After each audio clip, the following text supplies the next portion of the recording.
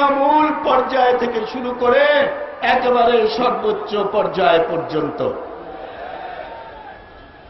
ছাত্রদল আর ছাত্র শিবির ঐক্যবদ্ধভাবে কাজ করলে বাংলাদেশে গণতন্ত্রের বিরুদ্ধে, উন্নয়নের বিরুদ্ধে কোনো ষড়যন্ত্র কোনো দিন সফল হতে পারবে না। তত্ত্বাবধায়ক সরকার সম্পর্কে বিরোধী জোট প্রশ্ন তুলেছেন। 1996 সালে নির্বাচনে জয়লাভ করার পর 5 বছর আওয়ামী লীগ ক্ষমতায় ছিল। জয়লাভ করার পর বলেছিলেন তত্ত্বাবধায়ক সরকারের বিধান খুব ভালো, সেই জন্যই জনগণ তাদেরকে ভোট দিয়েছিলেন এবং তারা জয়যুক্ত হতে পেরেছিলেন।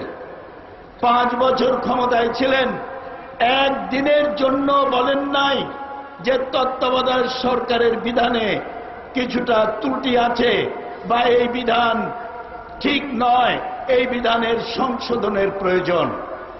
5 বছর কিছু বলেন নাই। 2001 সালের 1 অক্টোবরে নির্বাচন যেদিন হল, রাত 10টা পর্যন্ত বলেছেন নির্বাচন সুষ্ঠু হয়েছে। 11টার পর থেকে নির্বাচনী যখন ফলাফল আসা শুরু করল, তখন বললেন যে তত্ত্বাবধায়ক সরকার সঠিক কাজ করে নাই। আপনাদের নির্বাচিত রাষ্ট্রপতি অত্যন্ত সম্মানীয় ব্যক্তি বিচারপতি শাহাবুদ্দিনকে বেঈমান ডাকলেন, আর নির্বাচন কমিশনার আপনাদের নিয়োগপ্রাপ্ত আবু সাইদ প্রধান নির্বাচন কমিশনার, তিনিও নাকি বেঈমানি করেছেন। অর্থাৎ নির্বাচনে জিতলে তত্ত্বাবধায়ক সরকার বিধান ভালো, আর নির্বাচনে হারলে ওই বিধানই আবার খারাপ। এটা হলো আওয়ামী লীগের স্ববিরোধিতার একটি দৃষ্টান্ত। কথায় এক কথা, কাজে আরেক কাজ। বাংলাদেশের মানুষ এই তত্ত্বাবধায়ক সরকার বা এই আইন, এই নির্বাচনী সংস্কারের যে বর্তমান প্রক্রিয়া চলছে, সেই 3 বার চিঠি আদান প্রদান হয়েছে। বিশ্বাস করেন নাই যে 4 দলীয় ঐক্যজোট সরকারের সাহস আছে আলোচনায় বসে শান্তিপূর্ণ সমাধান করা, কিন্তু আপনারা তাতে বিশ্বাস করেন না। এখন শেষ পর্যায়ে এসে শর্ত জুড়ে দিয়েছেন। 4 দলীয় ঐক্যজোটের প্রতিনিধি কারা হবে সেটা 4 দলীয় ঐক্যজোট নির্ধারণ করবে। তারা, আপনারা যে আপনাদের কমিটির নাম ঘোষণা করেছেন, আমরা কি আপনাদের বলেছি যে আপনারা 14 দলের মধ্যে অমুক দলকে আনতে পারবেন না? সুতরাং এটা করেছেন এই জন্য কারণ আপনারা চান না শান্তিপূর্ণভাবে এই সমস্যার সমাধান হোক।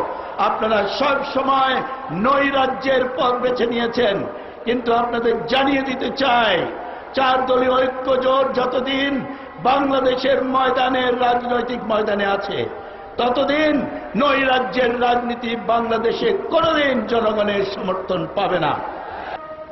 এ পর্যায়ে আপনাদের সামনে বক্তব্য রাখবেন গণপ্রজাতন্ত্রী বাংলাদেশ সরকারের মাননীয় স্বাস্থ্য ও পরিবার কল্যাণ মন্ত্রী, বিশিষ্ট শিক্ষাবিদ ডক্টর খন্দকার মোশাররফ হোসেন এমপি। আজকে বাংলাদেশ ইসলামী ছাত্র শিবির যে সমাবেশ এখানে ঘটিয়েছে, কিছুকাল আগে সারা বাংলাদেশ থেকে আমাদের বিরোধী দল, যে প্রধান বিরোধী দল যে সমাবেশ ঘটিয়েছিল, আজকে শুধুমাত্র বাংলাদেশ ইসলামী ছাত্র শিবিরই সেই সমান সমাবেশ ঘটিয়ে প্রমাণ করেছে যে তথাকথিত যে 14 দল যত হুমকি ধুমকি মারক না কেন, বাংলাদেশে সেই 2001 সনে যে অবস্থা আওয়ামী লীগের এবং তাদের দলেরগুলোর সংগঠনগুলোর ছিল, আজকে তাদের হঠকারিতা, তাদের সিদ্ধান্তহীনতা, তাদের অপকর্মের কারণে আগের থেকেও তাদের জনপ্রিয়তার হ্রাস পেয়েছে আজকের এই সমাবেশ তা প্রমাণ করে। সম্মানিত সমাবেশ, তারা শুধু পার্লামেন্টে অনুপস্থিতির থেকেই ক্ষান্ত হয়নি, বিদেশে গিয়ে প্রথমে আমাদের দেশকে সাম্প্রদায়িক দেশ হিসাবে প্রমাণ করতে চেয়েছিল।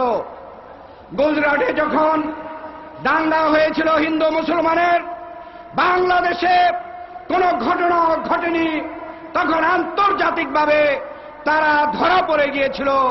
বাংলাদেশ সাম্প্রদায়িক দেশ নয়, বরং বাংলাদেশ সাম্প্রদায়িক সম্প্রীতির দেশ। এই দেশে রোজা এবং দুর্গাপূজা যেখানে এক সময়ে শান্তিপূর্ণভাবে চলে, এই দেশকে কখনো সাম্প্রদায়িক বলে বিদেশে গিয়ে আর প্রমাণ করা যাবে না। তারপরে তারা শুরু করলো আমরা সন্ত্রাসী, আমাদের সাথে লাদেনের সমর্থক রয়েছে। তারপরে তারা শুরু করলো এখানে জঙ্গিবাদ রয়েছে, কিন্তু কোনোটাই প্রমাণ করতে পারেনি। সর্বশেষে তারা নিজেরা উস্কানি দিয়ে তাদের পরামর্শে আওয়ামী লীগ নেতাদের আত্মীয় স্বজন দিয়ে এদেশে জঙ্গিবাদ সৃষ্টি করার চেষ্টা করেছিল।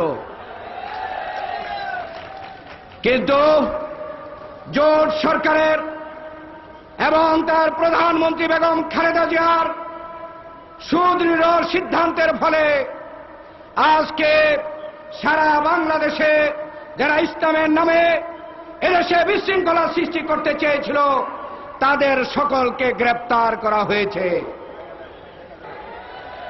আজকে আবার প্রশ্ন উঠাচ্ছে এটা নাকি নাটক।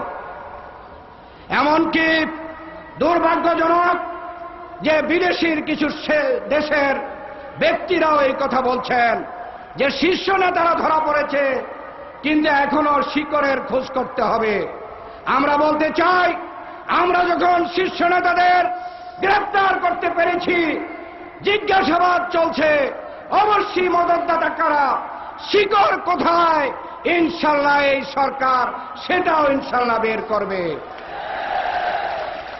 আমি আপনাদেরকে আহ্বান জানাতে চাই, আগামী নির্বাচন অত্যন্ত গুরুত্বপূর্ণ। জাতীয় স্বার্থে এদেশে জাতীয়তাবাদ এবং ইসলামী মূল্যবোধকে রক্ষা করার স্বার্থে এবং আমাদের সংসদীয় গণতন্ত্রকে ধারাবাহিকতা রক্ষা করতে, উন্নয়ন উৎপাদনকে অব্যাহত রাখতে আগামী নির্বাচন অত্যন্ত গুরুত্বপূর্ণ। আজকে আমাদের মধ্যে নানা ষড়যন্ত্র চেষ্টা করবে বিরোধী দল আমাদের মধ্যে বিরোধ সৃষ্টি করার জন্য। আজকে আমাদের সবচাইতে প্রয়োজন তাদের সেই সকল উস্কানি এবং তাদের ষড়যন্ত্রকে পরাভূত করে আমাদের এই 4 দলীয় ঐক্যজোটকে ঐক্যবদ্ধ থাকতে হবে। আগামী নির্বাচনে আবার এই 4 দলীয় ঐক্যজোটের পক্ষে বিজয় ছিনিয়ে এনে এদেশে থেকে ষড়যন্ত্রকারীদেরকে সমূলে উৎপাটন করতে হবে। এই আশাবাদ ব্যক্ত করে আবার আপনাদের অভিনন্দন ধন্যবাদ জানিয়ে আমার বক্তব্য শেষ করছি। আল্লাহ হাফেজ। বাংলাদেশ জিন্দাবাদ। সমাবেত ছাত্র জনতা, ইসলাম ও দেশ বিরোধী ষড়যন্ত্র এবং শিক্ষার সুষ্ঠু পরিবেশ নস্যাতের অপচেষ্টার প্রতিবাদে এদেশের প্রতিশ্রুতিশীল ছাত্র কাফেলা বাংলাদেশ ইসলামী ছাত্র শিবির কর্তৃক আয়োজিত আজকের এই বিশাল জাতীয় ছাত্র সমাবেশের ইতিমধ্যেই পল্টন ময়দান উপচে পড়ে জিরো পয়েন্ট থেকে নাইটিঙ্গেল পর্যন্ত, হাইকোর্টের চত্বর থেকে মতিঝিলের শাপলা চত্বর পর্যন্ত এবং বঙ্গভবনের সড়ক থেকে ফকিরাপুল পর্যন্ত ছাত্র জনতায় এক বাদ ভাঙা জোয়ারে সৃষ্টি করেছে।